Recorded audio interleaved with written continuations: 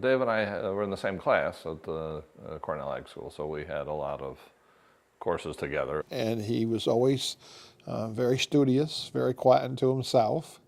And we graduated together in 1965, and we sort of went different ways. Now, many years later, as I was an extension agent here in Dutchess County, and he came down and caught up with me at a meeting over at Amenia, a farmers meeting, and it was February, it was cold, and he said, "You need to fill me in on the Ag Districts law. I have a meeting tomorrow, and I'm going to become the new Commissioner of Agriculture and Markets."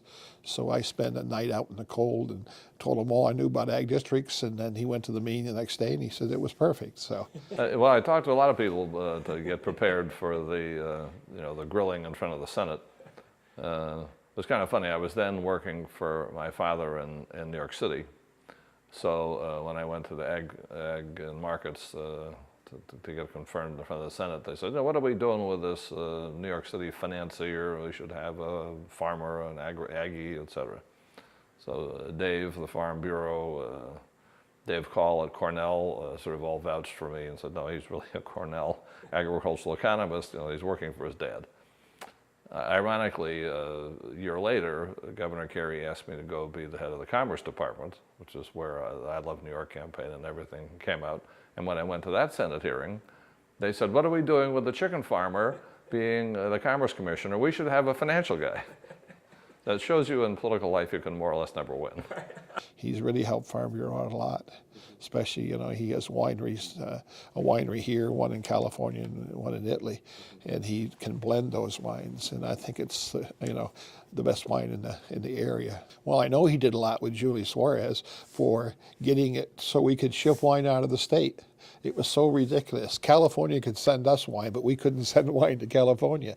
He did a lot for that law and other similar laws. Well, we were lucky to have Dave here so many years because he got to thoroughly know the county and all the farmers and all the issues we have.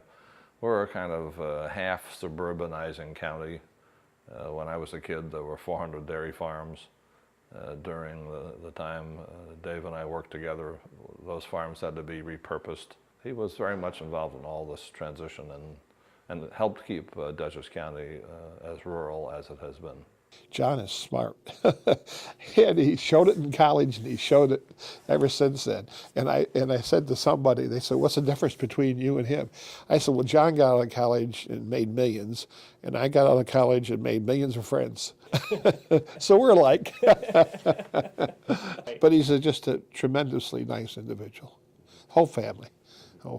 To me, it's sort of serendipity because we started out at Cornell together and we went through all kinds of different changes in our own lives and in agriculture.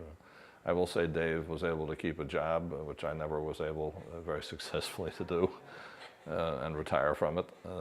I'm still going, but he's busy, of course, in lots of other things